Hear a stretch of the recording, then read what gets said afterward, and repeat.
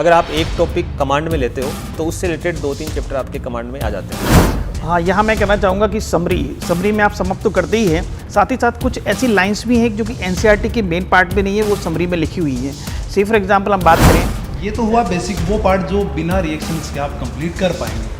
उसके बाद हम सेकंड पार्ट में हम चलते हैं। पुराने टाइम में ये देखा गया है जिन बच्चों ने अच्छी रैंक हासिल की है उनका केमिस्ट्री का स्कोर भी काफ़ी अधिक होता है। कुछ टॉपिक्स हैं जैसे मॉडर्न फिजिक्स हो गया, सेमीकंडक्टर फिजिक्स हो गया, हीट एंड थर्मोडायनेमिक्स हो गया, इन्हें बच्चा बहुत ज़्यादा लाइटली लेता है। क्यों?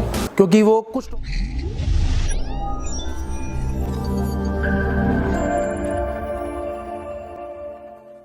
हेलो स्टूडेंट्स, आज हम बात करेंगे कि इस शेष समय में, बचे हुए समय में आप किस प्रकार से अपनी नीट की तैयारी जो है उसको पूरा करें।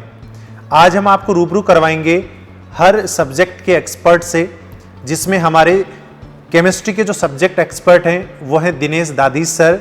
इसके अलावा बात करेंगे फिजिक्स के एक्सपर्ट पुनीत शर्मा सर से, ऑर्गेनिक केमिस्ट्री के एक्सपर्ट रविंद्र सर से, हमारे बॉटनी के expert doctor UC Pachauri sir से और हमारे जूलॉजी के expert doctor Rakesh Rohela sir से। तो यहाँ पर आप किस तरीके से इस शेष समय के अंदर अपने सब्जेक्ट को तैयार करें, किस तरीके से आप सिलेक्शन के साथ में एक अच्छी रैंक को हासिल करें, तो आज आप रूबरू होंगे उन सभी एक्सपर्ट फैकल्टीज से जिन्होंने अपने विषय में महारत हासिल कर रखी है। आज वो आपको बताने जा रहे हैं उन चीज़ों के बारे में, उन क्वेश्चंस के बारे में, उन टॉपिक्स के बारे में जहां से number of questions, variety of questions सबसे ज़्यादा देखने को मिलते हैं। इसके अलावा आप जो है वो पीसीपी द्वारा आयोजित करवाई जाने वाली ऑप्टिमा प्लस टेस्ट सीरीज को भी ज्वाइन कर सकते हैं, जिसका लिंक नीचे डिस्क्रिप्शन में दिया हुआ है। अब हम बात करने जा रहे हैं physics expert Puneet Sharma sir से। सर, बच्चों की कॉमन प्रॉब्लम फॉर्मूला आता है, याद है, तो उस फॉर्मूले को पेपर में जो क्वेश्चन है उसमें किस तरीके से अप्लाई किया जाए? तो ये प्रॉब्लम उन्हीं स्टूडेंट्स के साथ रहती है जिन्होंने न्यूमेरिकल की कम प्रैक्टिस की हुई होती है।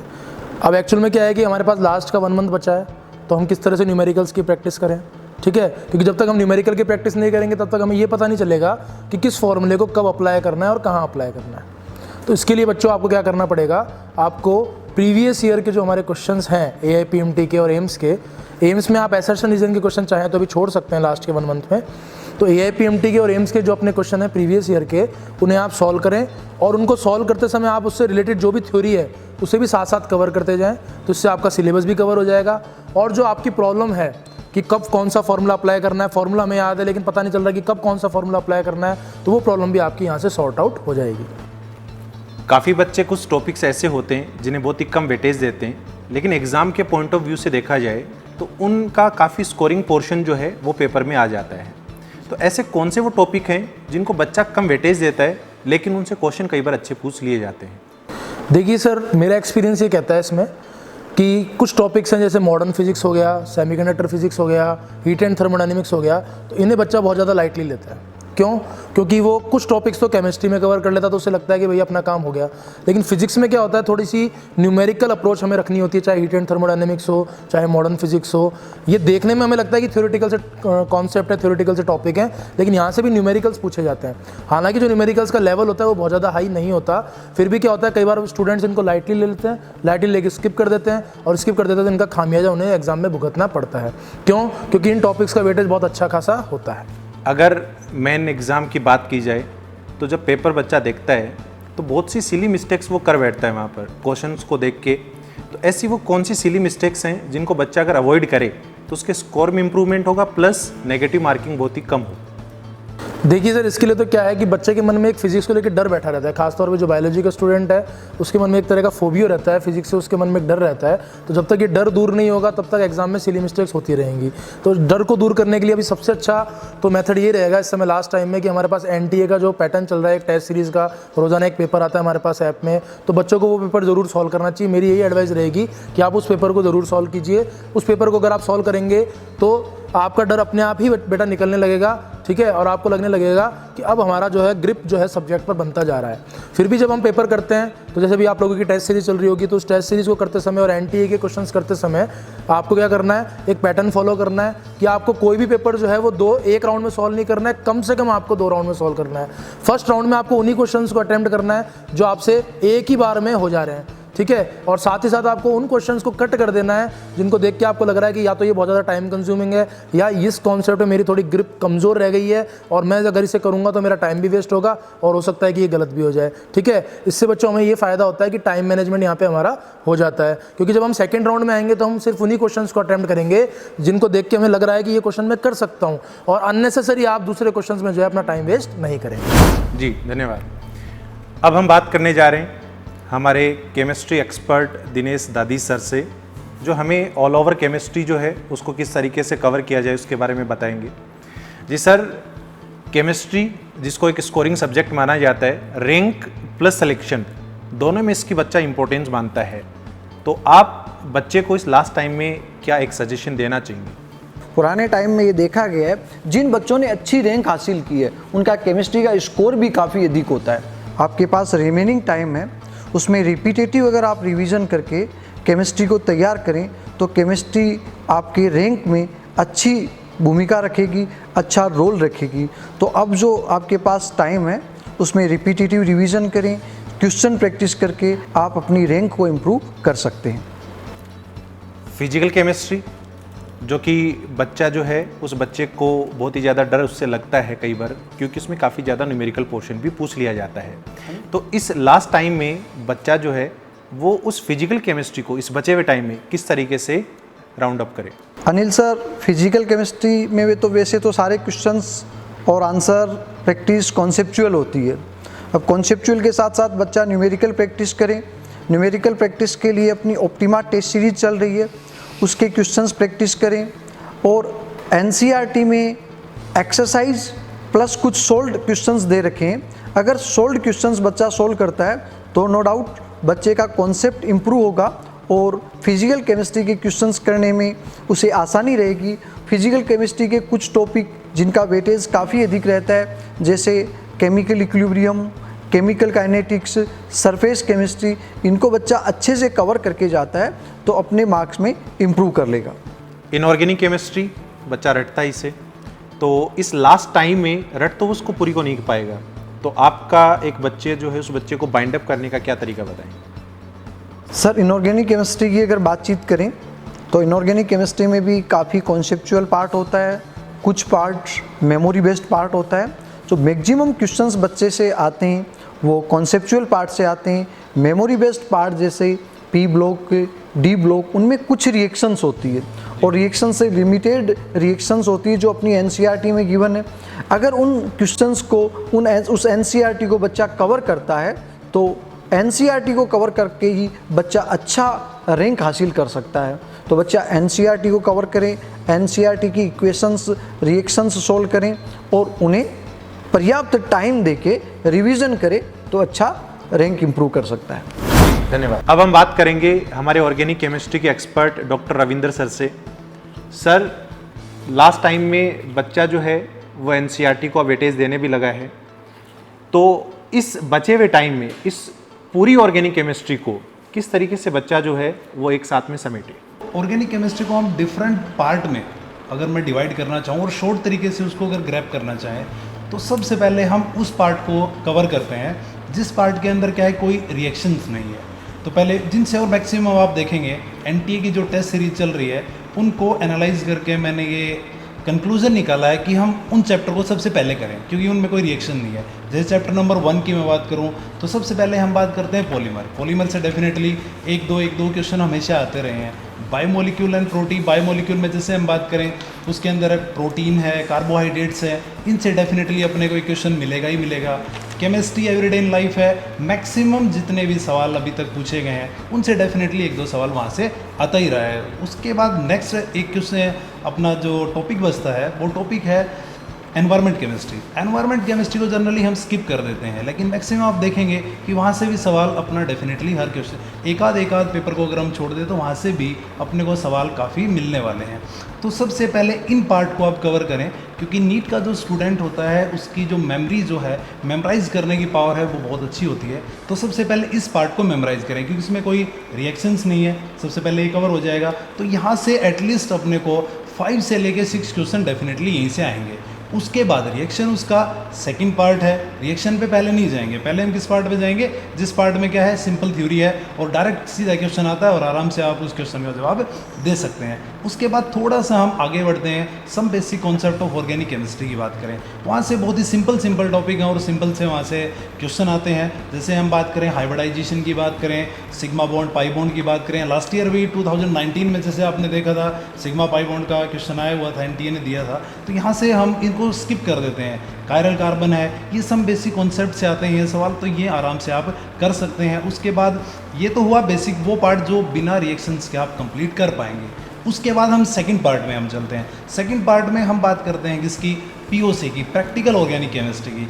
इसमें भी कोई आपको बहुत बड़ी रिएक्शंस आपको याद नहीं करनी है, तो इसको हम 2 पार्ट में डिवाइड कर सकते हैं। पार्ट नंबर 1 जो बताएगा एलिमेंट एनालिसिस के बारे में, सिर्फ आपको एनसीईआरटी को फोकस करना है, एनसीईआरटी से बाहर है कोई भी रिएक्शंस आपको पढ़ने की ज़रूरत नहीं है। तो सबसे पहले आप एलिमेंटल एनालिसिस, बिल्कुल उसमें एनसीईआरटी के some basic concept of organic chemistry में टॉपिक दिया हुआ है, जिसको क्वालिटेटिव और क्वांटिटेटिव एनालिसिस से उसमें मेंशन दिया हुआ है। तो सबसे पहले वहाँ से आप लसानी टेस्ट आप पढ़ें, वहाँ से डेफिनेटली वहाँ से सवाल आते रहे हैं, जेईई मेन में भी आते हैं, नीट में भी आते हैं, क्योंकि एनटीए दोनों एग्जाम को कंडक्ट कर रहा है, तो यहाँ से सवाल आने की पॉसिबिलिटी नीट में बहुत ज़्यादा है। तो पहले तो हमने ये बात की पीओसी 1 के बारे में, फिर हम चलते हैं पीओसी 2 के बारे में।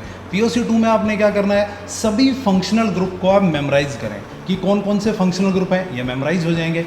मेमोराइज होने के बाद इनके जो डिटेक्शन वाले टेस्ट हैं, सबसे पहले उनको एक चार्ट बना लीजिए, उनसे डायरेक्ट क्वेश्चन आएगा कि कौन सा फंक्शनल ग्रुप है, टेस्ट देगा नहीं देगा, उसमें भी आपको कोई रिएक्शन याद नहीं करनी है, सिंपल आप रिएक्टेंट वहाँ से याद करेंगे और आपका क्वेश्चन क्या होगा, बिल्कुल राइट हो जाएगा। तो यहाँ तक अभी तक जो मैंने 2 पार्ट आपको डिस्कस किए, तो इनमें कहीं भी रिएक्शंस या मैकेनिज्म की मैंने बात ही नहीं की है। सिंपल आप गो थ्रू जाएँ और सिंपल आपका कोई भी सवाल आप यहाँ से ठीक कर पाएंगे। ऑर्गेनिक केमिस्ट्री रिएक्शंस का एक बड़ा पार्ट, तो रिएक्शंस तो बहुत हैं, कौन सी ऐसी रिएक्शंस हैं जिन्हें बच्चा ज़्यादा इंपॉर्टेंस दे और जो अक्सर पूछी जाती हैं? एनसीईआरटी में जो नेम रिएक्शंस हैं, उन रिएक्शनों को हम क्या कर लें, सबसे पहले चार्ट बना लें। एनसीईआरटी से बाहर कोई भी नेम रिएक्शन अपने को याद नहीं करनी है, एनसीईआरटी को फोकस करना है। एनसीईआरटी में जितनी भी नेम रिएक्शन है उनका एक चार्ट बन जाएगा। उस चार्ट में सिर्फ आपने क्या याद करना है, उस चार्ट में सिर्फ आपने रिएक्टेंट, उसके बाद रिएजेंट और प्रोडक्ट, उसको समराइज करें, वो मैक्सिमम 1 या 2 पेज में कवर हो जाएगा। तो यहाँ से रिएक्शन 1 या 2 पेज में अपनी कंप्लीट हो जाएंगी, नेम रिएक्शन। उसके बारे में उसके बाद अगर हम बात करें जो इंपॉर्टेंट टॉपिक है, इंपॉर्टेंट टॉपिक में रिएक्शंस में आता है ग्रिग्नार्ड। ग्रिग्नार्ड से मैक्सिमम सवाल हमेशा पूछे जाते हैं, तो ग्रिग्नार्ड का एक आप चार्ट बना लें, उसमें बहुत सारे चैप्टर को ग्रिग्नार्ड रिएजेंट क्या है कवर कर देगा। उसके बाद नेक्स्ट क्या है, फिनॉल है, एनिलीन है, इनका एरोमेटिक जो कंपाउंड जिनकी हम बात करें, बेंजीन, फिनॉल, एनिलीन और डाइजोनियम सॉल्ट, तो इनको आप 1 या 2 पेज में ये भी आपका कवर हो जाएगा। सिर्फ एनसीईआरटी को ही, एनसीईआरटी वाली जितनी रिएक्शन है, रिएक्टेंट, रिएजेंट एंड प्रोडक्ट, इसको हम मेमोराइज करें तो इसके द्वारा मैक्सिमम चैप्टर इनमें आपके कवर हो जाएंगे। तो इस तरीके से आप कर सकते हैं सर, बिल्कुल बहुत अच्छे से हो जाएगा। इस लास्ट समय में बच्चे को एक फिनिशिंग कॉन्फिडेंस देने के लिए उस ऑर्गेनिक केमिस्ट्री के वो कौन से कॉमन टॉपिक्स हैं जिनसे क्वेश्चन अक्सर पूछ ही लिए जाए? बिल्कुल बिल्कुल। तो कॉमन टॉपिक में एक तो सारे, जैसे मैंने स्टार्टिंग में ही पहले बोला था कि भाई जो पार्ट अपना क्या है थ्योरेटिकल पार्ट है, तो वहाँ से अपने 50% क्वेश्चन अपने को मिल जाते हैं मैक्सिमम। उसके बाद अगर मैं रिएक्शंस की बात करूँ तो रिएक्शन में जो सबसे ज़्यादा इंपॉर्टेंट जो पार्ट है, सबसे पहले जीओसी। जीओसी में 2 इंपॉर्टेंट बहुत ही टॉपिक हैं जो कॉमन है, इंपॉर्टेंट है। उनमें से एक तो है एसिड बेस। एसिड बेस से डेफिनेटली सवाल आता ही आता है, मैक्सिमम आता है। उसके बाद जीओसी का जो पार्ट है, जीओसी में एक आएगा एसिड बेस और दूसरा पार्ट जो आने वाला है, दूसरा है स्टेबिलिटी ऑफ रेजोनेटिक स्ट्रक्चर। तो डेफिनेटली यहाँ से एक क्वेश्चन आने के बहुत ज़्यादा चांसेस हैं। और रिएक्शंस के बारे में मैंने आपको पहले ही बता दिया है, इस तरीके से आप रिएक्शन को कवर कर सकते हैं और ईजी तरीके से। ये मैक्सिमम आपकी 2 डेज की जो प्रैक्टिस है उसमें पूरी ऑर्गेनिक केमिस्ट्री आपकी समराइज होकर आपके सामने आ जाएगी और बहुत अच्छे तरीके से आप अटेम्प्ट कर पाएंगे ऑर्गेनिक केमिस्ट्री को। अब हम बात करेंगे botany expert doctor UC Pachauri sir से। सर, एनसीईआरटी के वो टॉपिक्स जो इस लास्ट टाइम में बच्चे को मल्टीपल टाइम्स रिवीजन में लेने चाहिए। सर, मैं कहना चाहूँगा इस संदर्भ में कि एनसीईआरटी में कुछ टॉपिक्स ऐसे हैं जिन पर जनरली क्वेश्चन पूछे ही जाते हैं। जैसे हम 11 की बात करें, सेल बायोलॉजी, सेल साइकिल हो गया। सेल बायोलॉजी में आपका the cell unit of life, cell cycle हो गया। आगे हम चलें तो एनाटॉमी हो गया, और आगे चले तो हम फोटोसिंथेसिस रेस्पिरेशन की बात करें, इधर हम मॉर्फोलॉजी की बात करें। ये टॉपिक कुछ कॉमन टॉपिक्स हैं जिनसे अक्सर क्वेश्चन पूछे जाते हैं, तो बच्चों को मैं चाहूँगा कि इनको जरूर फोकस करें। 12th की हम बात करते हैं तो 12th में जेनेटिक्स हो गया, MBI मॉलिक्यूलर बायोलॉजी हो गया, इधर अब चलें इकोलॉजी सबसे ज़्यादा क्वेश्चन पूछे जाते हैं। अब इसमें हम ये जरूर कहना चाहेंगे, आप इकोलॉजी में जनरली डेटाबेस क्वेश्चन आते हैं, उसमें मेमोराइज करना होता है, आप डेली उनको रिवीजन करते रहें जिससे कि वो क्वेश्चन आपके कभी गलत ना हो। तो इस तरीके से हम NCERT के जो मेन टॉपिक्स हैं उन पर फोकस करें। साइंटिस्ट, हर यूनिट के स्टार्ट होने से पहले साइंटिस्ट का एक डिस्क्रिप्शन दिया हुआ होता है, तो वहाँ से क्या एग्ज़ाम में क्वेश्चन पूछे जाते हैं? बिल्कुल सर, हम कहना चाहेंगे कि बच्चे थ्योरी तो पढ़ लेते हैं, लेकिन जहाँ साइंटिस्ट के नाम है या उनका जो कंट्रीब्यूशन है उसके बारे में जनरली याद नहीं रख पाते हैं या ध्यान नहीं देते हैं। जैसे हम बात करें रामाचंद्रन, सेल की स्टार्ट होती है उसके पहले ही उनका रामाचंद्रन जी का नाम दे रखा है। इसमें ट्रिपल हेलिक्स स्ट्रक्चर बहुत बढ़िया क्वेश्चन है, कई बार पूछा भी जाता है। हम बात करें कैथरीन इसाओ, इन्होंने क्या किया था, इसमें लिखा हुआ है कर्ली टॉप वायरस जो है वो किसके थ्रू ट्रांसपोर्ट होता है, फ्लेम के थ्रू। तो ये जो ऐसे क्वेश्चंस हैं जो कि साइंटिस्ट के कंट्रीब्यूशन वाले पार्ट में दे रखे हैं। आप Darwin of the 20th century, Ernst Mayr को कहा जाता है, ट्रिपल क्राउन, तो ऐसे क्वेश्चंस आपको वहीं मिलेंगे साइंटिस्ट वाले पार्ट में, तो उन पर आप ज़रूर फोकस करें जिससे कि ये वाले क्वेश्चंस आपके सीधे सीधे आते हैं, उनसे आप अच्छा स्कोर कर सकते हैं। जी, मेरा अगला जो क्वेश्चन है चैप्टर के एंड में दिए हुए समरी पार्ट से। समरी पार्ट जिसको एक चैप्टर का टोटल आप यूँ कह सकते हैं कि सार है वो पूरे चैप्टर का, तो वहाँ से भी क्या अक्सर एग्ज़ाम में क्वेश्चन पूछे गए हैं या पूछे जा सकते हैं? हाँ, यहाँ मैं कहना चाहूँगा कि समरी में आप समाप्त तो करते ही हैं, साथ ही साथ कुछ ऐसी लाइंस भी हैं जो कि NCERT के मेन पार्ट में नहीं है, वो समरी में लिखी हुई है। से फॉर एग्जांपल हम बात करें सेल साइकिल में एक लाइन आती है कि most of the cell organelle duplicated in, वो आपका जीवन में होती है, और ये लाइन आपके मेन पार्ट में नहीं रखी है, समरी वाले पार्ट में दे रखी है। इसी तरीके से फर्मेंटेशन कहाँ होता है, किस किन ऑर्गेनिज्म में होता है, तो उसमें लिखा हुआ है कि many prokaryotes and unicellular eukaryotes, east के बारे में बात करते हैं। तो ये कुछ ऐसे पॉइंट्स हैं जो कि समरी में इंक्लूड किए हुए हैं। अगर आप समरी छोड़ देते हैं तो आपको लगेगा कि ये क्वेश्चन पता नहीं आउट ऑफ NCERT आ गया है, लेकिन वो आउट ऑफ NCERT नहीं है, कहीं ना कहीं वो समरी या साइंटिस्ट या वहाँ से कहीं ना कहीं लिया हुआ है, उनको भी आप फोकस ज़रूर करें। जी, जिस चीज़ को बच्चा अक्सर अवॉइड कर देता है, चैप्टर के एंड में दी हुई एक्सरसाइज, जहाँ से पढ़ने में भी मिला है और पेपर में देखने को भी मिला है कि क्वेश्चन जो है वो क्वेश्चन अक्सर एज इट इज़ पूछ लिए जाते हैं। माना कि वहाँ पर जो है वो मल्टीपल चॉइस क्वेश्चंस नहीं है, हाँ एक दो दिए होते हैं, लेकिन इसके अलावा जो थ्योरेटिकल क्वेश्चंस हैं उनसे भी क्या मल्टीपल चॉइस क्वेश्चन जो हैं वो फ्रेम हो सकते हैं? तो सर इसमें हम ये कहना चाहेंगे कि वहाँ पर जो एक्सरसाइज में जो क्वेश्चन दे रखे हैं वो क्वेश्चन बहुत ही महत्वपूर्ण है, वो भी कहीं ना कहीं उसका समरी है, समअप है जो आपने पढ़ रखा है। तो कई बार बच्चों के दिमाग में ये रहता है कि हमारे पास तो सीट है, हम वहाँ से क्वेश्चन लगा लेंगे, लेकिन मेरा कहना ये ज़रूर रहेगा कि आप उन पर भी फोकस करें। उससे क्या होगा, उस चैप्टर के जो बेसिक्स हैं आपके वो बहुत ज़्यादा स्ट्रॉन्ग होंगे, आपको जो लाइन्स नहीं आएंगी वो आप फैकल्टी डिस्कस भी कर सकते हैं। इस तरीके से आपका जो 100% हम फोकस की बात कर रहे हैं उस पर आप कर सकते हैं। क्विक रेस्पॉन्स कोड, क्या NCERT में इस क्विक रेस्पॉन्स कोड की कोई महत्वता है? बहुत अच्छा क्वेश्चन आपने पूछा। जनरली बच्चे नहीं देखते हैं या जनरली स्किप कर देते हैं। मैं आपको बताना चाहूँगा कि हर एक चैप्टर जनरली उनके ऊपर वहाँ पे QR कोड बना हुआ है, और आप QR कोड को आप अपने मोबाइल कैमरे से स्कैन कर सकते हैं। उसमें जब आप अंदर देखेंगे तो उसको ओपन करेंगे तो वहाँ पे बहुत सारी लिंक्स पड़ी हुई हैं, वीडियो से रिलेटेड है या उस चैप्टर से रिलेटेड और भी कुछ इंफॉर्मेशन जो दे रखी है उसकी हम बात करेंगे, तो वो उनसे भी क्वेश्चन पूछे जा सकते हैं। तो इसलिए उनको भी हम इग्नोर नहीं कर सकते, तो हम चाहेंगे कि बच्चे उन पर भी फोकस करें। जी, अक्सर फिजिक्स केमिस्ट्री में टेस्ट का जो है वो सॉल्यूशन करवाया जाता है, क्या ऑप्टिमा प्लस टेस्ट सीरीज में बॉटनी और जूलॉजी जो पोर्शन है उसका भी बच्चों को वीडियो सॉल्यूशन मिलेगा? बिल्कुल।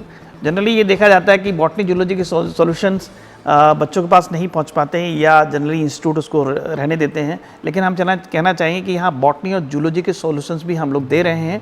हाँ, हम इस संदर्भ बताना चाहें कि ऑप्टिमा सीरीज़ तो हमने पहले ही कंप्लीट कर ली है, ये एक्सटेंडेड पार्ट है उसका ऑप्टिमा प्लस। इसमें हम बताएं, इसमें यूनिक चीज़ें ये हैं कि हम टेस्ट पेपर के साथ साथ वीडियो सॉल्यूशन भी दे रहे हैं, और उस वीडियो सॉल्यूशन में हम ये ज़रूर डिस्कस करते हैं कि केवल आंसर ही डिस्कस नहीं करते हैं, उसके आसपास जितने भी रिलेटेड एस्पेक्ट्स हैं उनको भी कहीं ना कहीं हम इंक्लूड करते हैं, जिससे कि उस क्वेश्चन से और भी आसपास क्वेश्चन पूछे जाएं अगर आपके मेन एग्जाम्स में, तो उनको भी आप फोकस कर सकें। इस तरीके से ये वीडियो वाला जो कंसेप्ट है वो ही यूनिक है, और हम चाहेंगे कि आप लोग भी टेस्ट सीरीज, कोई भी बच्चा उस टेस्ट सीरीज को दे सकता है और आप वीडियो सॉल्यूशन हमारे देख सकते हैं। अब हम बात करेंगे zoology expert doctor Rakesh Rohila sir से। एक्टिव एंड पैसिव स्टडी, क्या रोल है इसका सिलेक्शन में? अनिल सर, बहुत ही टेक्निकल क्वेश्चन पूछा है आपने, एक्टिव एंड पैसिव। तो एक्टिव और पैसिव को मैं ऐसे समझाना चाहूँगा, मान लीजिए आप अभी किसी एक चैप्टर को कंप्लीट करना चाह रहे हैं, ठीक है, और आपने एनसीईआरटी ओपन कर ली। मैं अगर मेरे सब्जेक्ट के हिसाब से बताना चाहूँ तो आपने मान लीजिए एक्सक्रीटिव सिस्टम एनसीईआरटी में ओपन कर लिया, और एक जनरल टेंडेंसी होती है कि जब हम कोई चैप्टर पढ़ना चाहते हैं तो हम उसको फर्स्ट लाइन से पढ़ना शुरू करते हैं और लास्ट तक पढ़ते चले जाते हैं। तो जब आप किसी चैप्टर को दोबारा रीड आउट कर रहे हो तो एक्चुअली ये एक पैसिव वर्क है, क्योंकि उसके अंदर सारी चीज़ें आपके सामने लिखी हुई हैं, सारा नॉलेज आपके सामने है और आप जस्ट उसको पढ़ रहे हो। आपका ब्रेन जो है उसमें कहीं एक्टिवली पार्टिसिपेट नहीं कर रहा। आप उस 3 घंटे जो घर पे पढ़ाई की है और 3 घंटे जो आपने एग्जाम दिया है उसके बाद की कंडीशन को फील करो। जब आप घर पे 3 घंटे पढ़ के उठते हो तो क्या आपको वही कंडीशन फील होती है जो एग्जाम दे के आते हो? नहीं, वैसा फील नहीं होता, क्योंकि हम एग्जाम के अंदर एक्टिव स्टडी करते हैं। एग्जाम के अंदर कोई भी इंफॉर्मेशन हमारे सामने नहीं है जो हम सिर्फ पढ़ के उसको समझें। हमें वहाँ पर अपने ब्रेन का यूज़ करना पड़ता है। वहाँ पे क्वेश्चंस होते हैं हमारे सामने और उसमें ब्रेन जो है वो एक्टिवली पार्टिसिपेट करता है। तो जब ब्रेन का रोल होता है, जब हमारी मेमोरी का रोल होता है, तो वो एक्टिव स्टडी होती है, और जब हम किसी चीज़ को रीड आउट कर रहे होते हैं वो पैसिव स्टडी होती है। पैसिव स्टडी से इतना इफेक्ट नहीं आता है। तो बच्चों, ये 1 महीना है, इसमें आप आइडेंटिफाई करें कि जो मैं पढ़ रहा हूँ वास्तव में वो एक्टिव स्टडी है या पैसिव स्टडी है। पैसिव स्टडी को बिल्कुल स्टॉप करना होगा, अदरवाइज ये रिजल्ट जो है वो दूसरी डायरेक्शन में जा सकता है। और अगर आपने इस पैसिव स्टडी को एक्टिव स्टडी में कन्वर्ट कर दिया तो डेफिनेटली आपका रिजल्ट जो है वो रैंक भी दे सकता है। जूलॉजी के वो चैप्टर्स जो बहुत ही ज़्यादा स्कोरिंग पोर्शन में माने जाते हैं। अनिल सर, अगर जूलॉजी सब्जेक्ट की बात करें तो बहुत ही आसान सा सब्जेक्ट है, बहुत ही इंटरेस्टिंग सब्जेक्ट है, और इसमें कुछ चैप्टर्स ऐसे हैं जिनका आपस में रिलेशन बहुत ज़्यादा है। अगर आप एक टॉपिक कमांड में लेते हो तो उससे रिलेटेड 2-3 चैप्टर आपके कमांड में आ जाते हैं। तो एनसीईआरटी से ही पढ़ना है, ये तो जैसे पचौरी सर ने बताया कि एनसीईआरटी गागर में सागर है। तो आपको आइडेंटिफाई करना है कि कौन से टॉपिक पे हम कमांड कर लें जिस कमांड का इफेक्ट जो है वो हमें दूसरे टॉपिक्स में भी मिले। तो उसके लिए मैं बताना चाहूँगा कि बायोमोलिक्यूल जो है वो एक ऐसा चैप्टर है जो आपको कम से कम 4 से 5 चैप्टर के अंदर हेल्प करता है। तो बायोमोलिक्यूल में आप प्रोटीन, डीएनए की स्ट्रक्चर, ये 2 अगर अच्छे से पढ़ लेते हैं और उसके बाद में एंजाइम को सेपरेटली पढ़ लेते हैं तो आपका बायोटेक्नोलॉजी का जो पोर्शन है वो कवर होता है। साथ ही साथ डीएनए की स्ट्रक्चर अगर आप पढ़ लेते हैं तो एमबीए आपका कंप्लीट होता है, जेनेटिक्स आपका कंप्लीट होता है, और प्रोटीन अगर आप पढ़ लेते हैं तो आपका एमबीए के अंदर जो एंजाइम्स का पोर्शन जो है और जो जेनेटिक टेबल का पोर्शन जो वो आपका कंप्लीट होता है। फिर रही बात, अगर हम 11th क्लास के एनसीईआरटी की बात करें तो उसके अंदर ह्यूमन फिजियोलॉजी है। ह्यूमन फिजियोलॉजी के अलावा 2 चैप्टर और बचते हैं जिसमें एनिमल क्लासिफिकेशन आता है और एनिमल टिश्यू आता है। तो आप जब ह्यूमन फिजियोलॉजी पढ़ें तो उसके जो हर चैप्टर के जो फर्स्ट 2 पैराग्राफ होते हैं उनका रिलेशन कहीं ना कहीं क्लासिफिकेशन से होता है, क्योंकि वहाँ पे सारे ऑर्गन्स का डेवलपमेंट बताया जाता है और एक्चुअली में आप वही डेवलपमेंट जो है वो आप ह्यूमन क्लासिफिकेशन के अंदर पढ़ते हैं। एनिमल टिश्यू, जब आप किसी स्ट्रक्चर को पढ़ोगे, हार्ट की स्ट्रक्चर आप पढ़ रहे हैं तो वहाँ पे कौन सा टिश्यू प्रेजेंट है, अगर किडनी पढ़ रहे हैं, आप एलुलाई पढ़ रहे हैं तो वहाँ पे कौन सा टिश्यू है, तो आप उसको टिश्यू को कोरिलेट करके पढ़ें। साथ ही साथ बच्चे को क्लासिफिकेशन पढ़ने में बहुत ज़्यादा दिक्कत होती है। वो इतने सारे उसमें लगभग 100+ एग्जाम्पल्स हैं जो याद करने होते हैं। तो बच्चों, बिल्कुल घबराना नहीं है, आप एकदम से ईजी तरीके से उसको याद करें। उसका जो प्रोपोर्शन है वो बहुत ही कम होता है, हार्डली 1 क्वेश्चन पूछा जाता है और उस 1 क्वेश्चन को आप आसानी से कर पाओगे, कोई दिक्कत वाली बात नहीं है। तो ये जो टॉपिक्स हैं वो मैंने आपको इंटरकनेक्ट करके बता दिए, और इनके ऊपर अगर आप ध्यान देंगे तो डेफिनेटली आसानी से अच्छे रैंक आप ले आएंगे। सर, हर बच्चा मेजर टेस्ट सीरीज़ दे रहा है। इस मेजर टेस्ट सीरीज़ में कई बार जब बच्चे का स्कोर कम हो जाता है किसी टेस्ट में तो उस बच्चे को जो है वो मॉरल सपोर्ट की ज़रूरत पड़ती है। तो इसके बारे में आपकी क्या राय है? डेफिनेटली कई बार ऐसा हो जाता है कि लगातार हमारा अच्छा स्कोर चल रहा है और किसी टेस्ट के अंदर हमारा स्कोर डाउन आ गया, तो बच्चा उस वक्त सोचता है कि एग्ज़ाम के 20 दिन बचे हैं और मेरा स्कोर 600+ चल रहा था, अचानक से मेरा 550 आ गया, तो उस वक्त वो एकदम से घबरा जाता है। तो बेटा, आपको अपना जो सोचने का एंगल है वो एकदम से चेंज करना पड़ेगा। आप ये सोचिए, आप ये क्यों सोचते हैं कि मेरे इतने सवाल गलत हो गए, मेरी रैंक नहीं आई, मेरे इतने मार्क्स बने। आप तो ये सोचिए कि एग्ज़ाम से पहले आपको अपनी गलतियों का पता लग गया। आप सोच के देखो, वही क्वेश्चन अगर आपके मेन एग्ज़ाम में आ जाते और उस वक्त अगर आपका स्कोर 550 होता तो आपके साथ क्या होता। तो इट्स गुड कि आपको जो भी आपकी गलतियां हैं, जो आपकी खामियां हैं, वो एग्ज़ाम से पहले पता लग रही हैं।